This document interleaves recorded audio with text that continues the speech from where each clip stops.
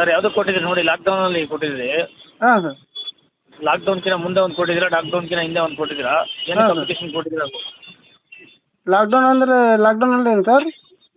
ಹಾಂ, ಇದು ಯಾವ್ದಾರ ಇದು ನಿಮ್ಮದು ಲೇತ್ ಮಿಷಿನ್ ಅಂಗಡಿ ಇದೆಯಾ? ಹ್ಞೂ ಸರ್. ಕೊಪ್ಪಳ ವೆಲ್ಡಿಂಗ್ ಹಾಂ ವೆಲ್ಡಿಂಗ್ ಶಾಪ್ ಹಾಂ ಅಂಗಡಿ. ಹ್ಞೂ ಸರ್, ಹ್ಞೂ ಸರ್. ಹಾಂ, ಅಲ್ಲಿಂದ ಅಪ್ಲಿಕೇಶನ್ ಹಾಕಿದಿರಲ್ಲ, ಏನಕ್ಕೆ? ಅದೇ ಸರ್ ಇದು ಇದು ವರ್ಕ್ಶಾಪಿಗೆ ಸೈಟ್ ಕೊಡ್ತೀರಾ ಅಂತ ಹೇಳಿ ಹಾಕಿದ್ದೀವಿ ಸರ್. ವರ್ಕ್ಶಾಪಿಗೆ ಸೈಟು? ಹಾಂ ಸರ್. ಸೈಟ್ಗಳು ಮನೆಗಳದ್ದು ಹಾಕಿರೋದು? ಹಾಂ ಸರ್. ಹಾಂ, ಮತ್ತು ಅಪ್ಲಿಕೇಶನ್ ಹಾಕಿರೋ ಚೀಟಿ ಎಲ್ಲ ಐತಿ ನಿಮ್ಮ ಹತ್ರ? ಚೀಟಿ ಇದೆ ಸರ್. ಹಾಂ ಸರಿ, ಅದು ವಾಟ್ಸಪ್ ಮಾಡಿ, ಈ ನಂಬರ್ಗೆ ವಾಟ್ಸಪ್ ಮಾಡಿ. ಸೈಟ್ ಕೊಡ್ತಾ ಇದೀವಿ, ಅಲ್ಲೇ ಒಂದು ವಾರ ಆಯಿತು. ಶಿವನಗರ, ಭಾಷಾನಗರ, ಆಜಾದ್ ನಗರ, ಅಹಮದ್ ನಗರ ಎಲ್ಲ ಕೊಡ್ತಾ ಇದ್ದೀವಿ. ಅದೇ ಆನ್ಲೈನ್ ಹಾಕಿದ್ದೀವಿ ಸರ್ ನಾವು. ಹೌದು ಹೌದು, ಗೊತ್ತಪ್ಪ. ಹ್ಞೂ ಆಮೇಲೆ ಹೇಳ್ತಿರೋದು ಹ್ಞೂ. ಇದು, ಅದೇ ಇವಾಗ ಸಮರ್ಥ ಮಲ್ಲಣ್ಣ ಎಲೆಕ್ಷನ್ ನಿಂತಾರಲ್ಲ, ಹಾಂ ಮಗ, ಹಾಂ ಹಾಂ. ಅದಕ್ಕೆ ಸ್ಯಾಂಕ್ಷನ್ ಮಾಡಿಸಿದ್ದಾರೆ ಕೊಡೋಕ್ಕೆ. ಹೌದಾ? ಹಾಂ ಮೇಡಮ್, ಸ್ಯಾಂಕ್ಷನ್ ಮಾಡಿಸಿದ್ದಾರೆ ಕೊಡೋಕ್ಕೆ, ಅದಕ್ಕೆ ಕೊಡ್ತಾ ಇದ್ದೀವಿ. ಹ್ಞೂ ಹ್ಞೂ. ಹಾಂ, 3 ಕಡೆ ಇದೆ ನೋಡಪ್ಪ, 3 ಕಡೆ ಕೊಡ್ತಾರೆ. ಎಲ್ಲಿ ಸರ್? ಕೊಂಡಜ್ಜಿ ರೋಡು, ಹಾಂ. ಕುಂದವಾಡ, ಹ್ಞೂ. KMT ಹತ್ರ. ಹೌದಾ? ನೀನು ಒಂದು ವಾಟ್ಸಪ್ಪಲ್ಲಿ ನನಗೆ ಅದು ಅಪ್ಲಿಕೇಶನ್ ಹಾಕು, ನಾನು ನಿನಗೆ ಇದು ಸೈಟ್ಗಳ ಫೋಟೋ ಕಳಿಸ್ತೀನಿ, ನೋಡಿ ಗೊತ್ತಾಗುತ್ತೆ. ಆಯಿತು. ಜಲ್ದಿ ಕಳಿಸ್ಬೇಕು. ಹ್ಞೂ ಹ್ಞೂ. 30 ವರ್ಷ ನಾವು MLA ಆದರೆ ರೋಡು ಆಗತ್ತೆ, CC ರೋಡು ಆಗತ್ತೆ, ಚರಂಡಿನೂ ಆಗತ್ತೆ, ಎಲ್ಲ ಆಗತ್ತೆ. ನಮ್ಗೆ 10 ವರ್ಷ ಬಿಟ್ಕೊಡ್ಲಪ್ಪ, ಅವ್ರಿಗಿಂತ ಜಾಸ್ತಿ ಮಾಡ್ತೀವಿ ಅಂತ ಹೇಳ್ತಾ ಇದ್ರು ಕಾಂಗ್ರೆಸ್ನು. ಹೌದು, ಮತದಾರಿ ಮಾಡಿರ್ತಕ್ಕಂಥದ್ದು. ನಿಮಗೆ ಹಾಕ್ತೀನಿ, ಈಗ ಸೈಟ್ ಹಂಚ್ತೀವಿ. ಮಹಾನಗರ ಪಾಲಿಕೆ ಆಶ್ರಯ ಸೈಟು, ಮನೆ ಸೈಟು, ಮತ್ತೊಂದು ಮುಗಿದೊಂದು. ಕೋಗಿಲುನಲ್ಲಿದ್ದವ್ರಿಗೆ ಹಂಚಕ್ಕಾಗಲಿಲ್ಲ ಅಮಾಯಕರಿಗೆ. ಇಲ್ಲೇನು ದಾವಣಗೆರೆಯಲ್ಲಿ ಹಂಚ್ತಾರೆ? ಹಂಚ್ತಾ ಇದಾರಲ್ಲ. ಆ ಸೀರೆ ನಿನ್ನೆ ಹಂಚಿದಾರಲ್ಲ, ಸೂರತ್ತಿನ ಸೀರೆ, 100 ರೂಪಾಯಿ ಸೀರೆ. ಪಾಪ ಬಡವರು ಮನೆಗೆ ಹೋಗಿ ಬೇಡ ಅಂದರೂ ಕೊಡ್ತಾ ಇದ್ದಾರಂತೆ. ನಮಗೆ ಬೇಡ ಅಂತ. ಯಾಕೆ? ಹೆಣ್ಮಕ್ಳಿಗೆ ಅವ್ರವ್ರ ಯಜಮಾನರುಗಳು ಸೀರೆ ಕೊಡಿಸದೇ ಇರೋಷ್ಟು ಕನಿಷ್ಠದಲ್ಲಿದ್ದಾರ ಜನರು. ಅವ್ರವ್ರ ಮಡದಿಗೆ ಇವ್ರ ಸೀರೆನೇ ಉಟ್ಕೊ. ಆಯ್ತಪ್ಪ, ಇವ್ರು ಸೀರೆ ಕೊಟ್ಟಿದಾರಲ್ಲ, ಅವ್ರ ಮನೆ ಕೆಲಸಗಾರರು ಉಟ್ಕೊಂತಾರ, ಫಸ್ಟ್ ನೋಡ್ಬೇಕು ಅದನ್ನ, ಆ ಸೀರೆನ. ಅಂತ ಸೀರೆ, ಆ ಸೂರತ್ತಿನ ಸೀರೆ ತಂದು ಹಂಚಿದಾರಂತೆ. ಇವತ್ತೇನೋ ಗಿಫ್ಟ್ ಕೊಡ್ತಾರಂತೆ. ನಿನ್ನೆ ಸೀರೆ ಕತೆ ಆಯಿತು, ಇವತ್ತು ಗಿಫ್ಟ್ ಅಂತೆ, ನಾಳೆ ಹಣ ಅಂತೆ. ಮತದಾರರಿಗೆ ಮನವಿ ಮಾಡ್ತೀನಿ, ದಯವಿಟ್ಟು ಯಾವುದೇ ಆಶಾ ಆಮಿಷಗಳಿಗೆ ಬಲಿ ಆಗಬೇಡ್ರಿ. ಕೊನೆ ಹಂತದಲ್ಲಿ ಇಂಥದ್ದು ಮಾಡೇ ಅಧಿಕಾರಕ್ಕೆ ಉಳ್ಕೊಂಡಿರೋದವರು. ಗೆದ್ದ ಮೇಲೆ ನೀವು ಅಲ್ಲೇ, ಅವ್ರು ಇಲ್ಲೇ. ದಯವಿಟ್ಟು ಅದಕ್ಕೆ ಇವತ್ತು ಏನಾಗಿದೆಯಲ್ಲ, ಸುಮ್ಮನೆ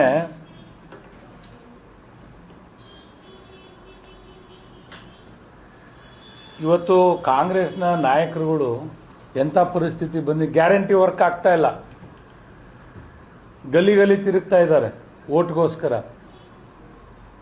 ಅಲ್ಪಸಂಖ್ಯಾತರು ದೂರ ಇಟ್ಟಿದ್ದಾರೆ.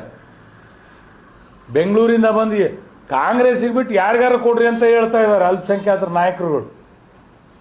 ನನಗನ್ಸುತ್ತೆ ಬಹುಶಃ ಈ ಬಾರಿ ಸ್ವಾಭಿಮಾನಿಗಳು ಆಗ್ತಾ ಇದ್ದಾರೆ ಅಂತ ನನಗನ್ನಿಸ್ತಾ ಇದೆ ಅವರೆಲ್ಲ. ಹೌದು, ಆ ಏರಿಯಾದಲ್ಲಿ ಅಲ್ಲಿಂದಾನೇ ಬಂದಿರೋದು ಇದೆಲ್ಲ. CM ಹೇಳಿದ್ರು ಅಂತ ಪಾಪ ಜಮೀರ್ ಸಾಹೇಬರು ಬಂದರು, ಹೋದ್ರು. ನಾ ಅವ್ರಿಗೆ ಧನ್ಯವಾದ ಹೇಳ್ತೀನಿ. ನನ್ಗೆ ಹಳೆ ಸ್ನೇಹಿತರು, ಆತ್ಮೀಯರು. ಅವ್ರಿಗೆ ಅರಿವಾಗಿದೆ ಪರಿಸ್ಥಿತಿ. ಬಹುಶಃ ಜಮೀರ್ ಅಣ್ಣಂಗೆ ಸ್ವಾಭಿಮಾನಕ್ಕೆ ಹರ್ಟ್ ಆಗಿದೆ. ಅವ್ರಿಗೆ ಸ್ವಾಭಿಮಾನಕ್ಕೆ ಹರ್ಟ್ ಆಗಿರೋದಕ್ಕೆ ಎಲ್ಲರಿಗೂ ಸ್ವಾಭಿಮಾನ ಇರುತ್ತೆ. ನಮ್ಮನೆ ಮುಂದೆ ನಾವೇ ಹುಲಿಗಳು. ಹಂಗಾಗಿ ಒಬ್ಬ ಸಮಾಜದ ನಾಯಕನಿಗೆ ಹಗುರವಾಗಿ ಮಾತನಾಡಿರ್ತಕ್ಕಂಥದ್ದು ಬಹುಶಃ ಇವತ್ತು ಅವ್ರಿಗೆ ಹರ್ಟ್ ಆಗಿದೆ. ಕಾಂಗ್ರೆಸ್ನ ಈ ಬಾರಿ ಅಲ್ಪಸಂಖ್ಯಾತರು ಸೋಲಿಸದೇ ಇದ್ರೆ ಒಂದು ಕುಟುಂಬಕ್ಕೆ ತಲೆಬಾಗದಂತೆ, ಅವರು ತಲೆಬಾಗಿದಂತೆ ಆಗುತ್ತೆ. ದಯವಿಟ್ಟು ಸ್ವಾಭಿಮಾನಕ್ಕೆ ಧಕ್ಕೆ ತಂದ್ಕೊಂಡು ನೀವು ಓಟನ್ನು ಕಾಂಗ್ರೆಸ್ಗೆ ಹಾಕಬೇಡ್ರಿ ಅಂತ ಹೇಳಿ ನಾನು ಈ ಸಂದರ್ಭದಲ್ಲಿ ಹೇಳಲಿಕ್ಕೆ ಬಯಸ್ತೇನೆ. ಇವತ್ತು ನಾನು ನೋಡ್ತಾ ಇದ್ದೀನಿ, ಯಾರು ಕಾಂಗ್ರೆಸ್ನಲ್ಲಿ ಯಾವ ಲಿಂಗಾಯತರನ್ನ ಬೆಳೆಸಿದ್ದಾರೆ ಕಾಂಗ್ರೆಸ್ನವರು ಈ ಜಿಲ್ಲೆನಲ್ಲಿ. ಇವತ್ತು ವೀರಶೈವ ಲಿಂಗಾಯತ ಸಭೆಗಳನ್ನು ಮಾಡ್ತಾ ಇದ್ದಾರೆ ಕಾಂಗ್ರೆಸ್ನವರು. ಯಾವ ಲಿಂಗಾಯತರನ್ನ ಬೆಳೆಸಿದ್ದಾರೆ ಅಂತ ಪ್ರಶ್ನೆ ಮಾಡ್ತೀನಿ. ವೀರಶೈವ ಮಹಾಸಭಾ ಅವರ ಕುಟುಂಬದ ಆಸ್ತಿಯಂತೆ ಆಗೇ ಹೋಗಿತ್ತು. ಆ ವೀರಶೈವ ಮಹಾಸಭಾನ ಇಟ್ಕೊಂಡು ಎಲ್ಲ ಲಿಂಗಾಯತರನ್ನು ಕ್ರೋಢೀಕರಣ ಮಾಡಿ ನಾವು ವೋಟ್ ಪಡಿತೀವಿ ಅನ್ನೋ ಭ್ರಮೆನಲ್ಲಿದ್ದಾರೆ ಕಾಂಗ್ರೆಸ್ನ ಮುಖಂಡರುಗಳು. ಖಂಡಿತ ಈ ಬಾರಿ ಹಂಗಾಗೋದಿಲ್ಲ.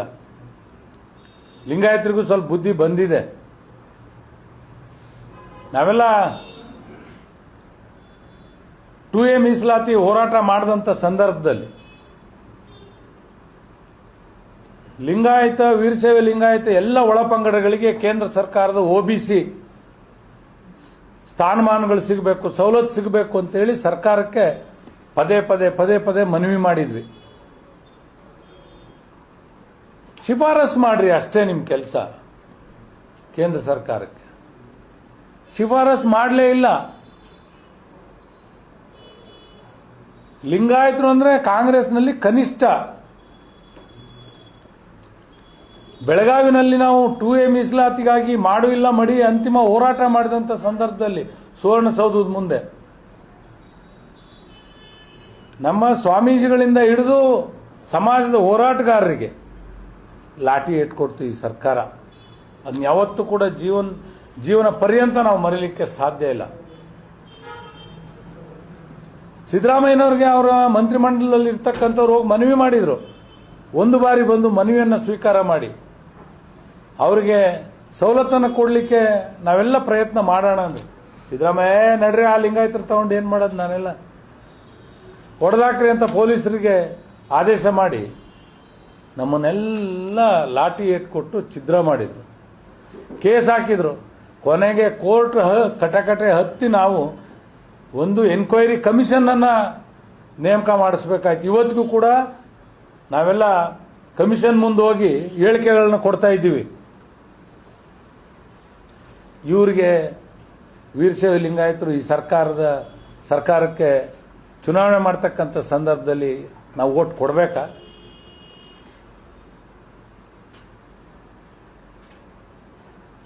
ಖಂಡಿತ ಇಲ್ಲ, ಖಂಡಿತ ಇಲ್ಲ. ಈ ಸರ್ಕಾರಕ್ಕೆ ವೀರಶೈವ ಲಿಂಗಾಯತರು ಪಾಠ ಕಲಿಸೋದೇ ಸರಿ ಅನ್ನೋದನ್ನ ನಾನು ವೀರಶೈವ ಲಿಂಗಾಯತರಲ್ಲಿ ನಾನು ಮನವಿ ಮಾಡ್ತೀನಿ. ಆಮೇಲೆ ಇವತ್ತು ಕೆಲಸ ಮಾಡಬೇಕು. ಹಣದಿಂದ ನಾವು ವೋಟ್ ಪಡಿತೀವಿ ಅನ್ನೋ ಭ್ರಮೆನಲ್ಲಿ ಏನು ಕಾಂಗ್ರೆಸ್ ಕುಟುಂಬ ಏನಿದೆ ಅದನ್ನ ಸೋಲಿಸೋದ್ರ ಮೂಲಕ ಛಿದ್ರ ಮಾಡಬೇಕು ಅಂತ ಹೇಳಿ ನಾನು ಈ ಸಂದರ್ಭದಲ್ಲಿ ಮತದಾರರಲ್ಲಿ ಮನವಿ ಮಾಡಲಿಕ್ಕೆ ಬಯಸ್ತೇನೆ. ಏನು ಈ ಫೇಕ್ ಆಡಿಯೋ ಸೈಟ್ ಕೊಡ್ತೀವಿ ಮಾಡ್ತೀವಿ ಅಂತ ಏನು ಬಿಡುಗಡೆ ಮಾಡಿದೆ ಕಾಂಗ್ರೆಸ್, ಇದ್ರ ಮೇಲೆ ಚುನಾವಣಾಧಿಕಾರಿ ಕೂಡಲೇ ಕ್ರಮ ಕೈಗೊಳ್ಳಬೇಕು. ಆಸೆ ಆಮಿಷಗಳನ್ನ ಕೊಡ್ತಕ್ಕಂಥ, ಈ ಸೀರೆ ಹಂಚತಕ್ಕಂಥ, ಹಣ ಹಂಚತಕ್ಕಂಥ, ಈ ಸುಳ್ಳು ಏನು ಫೇಕ್ ವಿಡಿಯೋ ಬಿಟ್ಟು ಸೈಟ್ ಹಂಚ್ತೀವಿ ಅಂತ ಏನು ಹೇಳಿಕೆ ಕೊಡ್ತಾ ಇದ್ದಾರೆ, ವಿಡಿಯೋ ಬಿಡ್ತಾ ಇದ್ದಾರೆ, ಅವ್ರನ್ನ ಕೂಡಲೇ ಅರೆಸ್ಟ್ ಮಾಡಬೇಕು. ಅರೆಸ್ಟ್ ಮಾಡಿ ಕಾನೂನು ರೀತ್ಯ ಕ್ರಮ ಕೈಗೊಳ್ಳಬೇಕು. ಏನು ಜನರಲ್ಲಿ ಭಯದ ವಾತಾವರಣ ಹುಟ್ಟಿಸ್ತಾ ಇದೆ ಕಾಂಗ್ರೆಸ್ ಸರ್ಕಾರ, ಏನು ಆಡಳಿತ ಯಂತ್ರವನ್ನ ದುರ್ಬಳಕೆ ಮಾಡ್ಕೊಳ್ತಾ ಇದೆ. ನೀವು ಕಾಂಗ್ರೆಸ್ಗೆ ವೋಟ್ ಹಾಕದೇ ಇದ್ರೆ ನಿಮ್ಮನ್ನ ಮುಂದೆ ಇನ್ನೂ 2 ವರ್ಷ ಅವಧಿನಲ್ಲಿ ನಾವು ಅಧಿಕಾರದಲ್ಲಿ ಇರ್ತೀವಿ, ನಿಮ್ಮೆಲ್ಲರ ಮೇಲೆ ಕೇಸು ಕಟ್ಲೆ ಹಾಕಿಸ್ತೀವಿ ಅಂತ ಭಯದ ವಾತಾವರಣವನ್ನು ನಿರ್ಮಾಣ ಮಾಡಿದ್ದಾರೆ. ಅದಕ್ಕೆ ಮುಕ್ತವಾಗಿರ್ತಕ್ಕಂಥ ಚುನಾವಣೆ ನಡೀಬೇಕು ಅಂತ ಹೇಳಿದ್ರೆ ಚುನಾವಣೆ ಅಧಿಕಾರಿ ಸಂಪೂರ್ಣ ಬಂದೋಬಸ್ತನ್ನ ಏರ್ಪಾಡು ಮಾಡಬೇಕು. ಯಾಕಂದ್ರೆ ಹೋದ ಬಾರಿ 2023 ಚುನಾವಣೆಯಲ್ಲಿ ರಾತ್ರಿ 9 ಗಂಟೆವರೆಗೂ ಮತದಾನ ಮಾಡಿದ್ದಾರೆ. ಬೋಗಸ್ ವೋಟ್ನಿಂದ ಹಿಂದೆ ಕಾಂಗ್ರೆಸ್ ಗೆದ್ದಿದೆ ಅಲ್ಲಿ.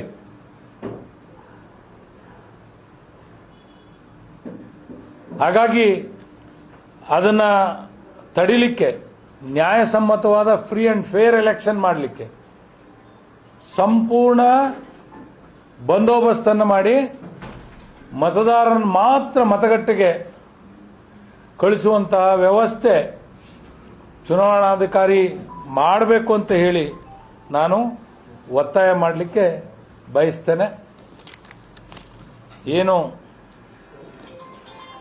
ಕಾಂಗ್ರೆಸ್ಸು ಸೋಲತ್ತೆ, ಒಂದು ಬದಲಾವಣೆಗಾಗಿ ಬಿಜೆಪಿಗೆ ದೇಶದ ಅಭಿವೃದ್ಧಿ ಹೇಗೆ ಯಾವ ರೀತಿ ಮೋದಿ ಅವರಿಂದ ಆಗ್ತಾ ಇದೆ, ಇವತ್ತು ಮೋದಿಯವರ ಕಾರ್ಯವೈಖರಿಯನ್ನು ಮನಗಂಡು ನಮ್ಮ ನಾಯಕರು, ರಾಷ್ಟ್ರದ ಮಾಜಿ ಪ್ರಧಾನಿಗಳು ಬೆಂಬಲವನ್ನು ಕೊಟ್ಟಿದ್ದಾರೆ.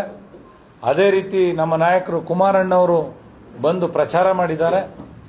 ಇವತ್ತು ಹೆಚ್ಚಿನ ಶಕ್ತಿ ಬಿಜೆಪಿಯ ಅಭ್ಯರ್ಥಿಗೆ ಬಂದಂತಾಗಿದೆ. ಮತದಾರರು ಯಾವುದೇ ಆಶಾ ಆಮಿಷಗಳಿಗೆ ಬಲಿಯಾಗದೆ, ಯಾವುದೇ ಪೊಳ್ಳು ಭರವಸೆಗಳಿಗೆ ಬಲಿಯಾಗದೆ ಬಿಜೆಪಿ NDA ಅಭ್ಯರ್ಥಿಗೆ ಶ್ರೀನಿವಾಸ್ ದಾಸ್ಕರಿಯಪ್ಪನವ್ರಿಗೆ ಮತವನ್ನು ಕೊಟ್ಟು ಆಶೀರ್ವದಿಸಬೇಕು ಅಂತ ಹೇಳಿ ನಾನು ಈ ಸಂದರ್ಭದಲ್ಲಿ